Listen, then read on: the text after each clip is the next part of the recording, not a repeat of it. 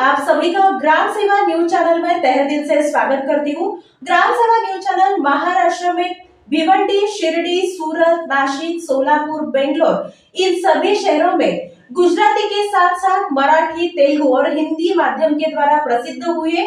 आज ही ग्राम सेवा news channel को सब्सक्राइब करें, शेयर करें और लाइक करें। राज्याच्या गृह विभागाने वरिष्ठ पोलीस अधिकाऱ्यांच्या तब्बल 52 बदल्या केल्या आहेत। त्यामध्ये सोलापूर शहर पोलीस आयुक्तालयातील पोलीस उपायुक्त विजय कबाडे, पोलीस उपायुक्त अजित बोराडे, पोलीस उपायुक्त दीपाली काळे या तीनही प्रमुख अधिकाऱ्यांच्या बदल्या झाल्या असून दीपाली काळे या मात्र सोलापूरलाच राहणार असून त्यांची नियुक्ती SRPF सोलापूरच्या समादेशक पदी झाली आहे।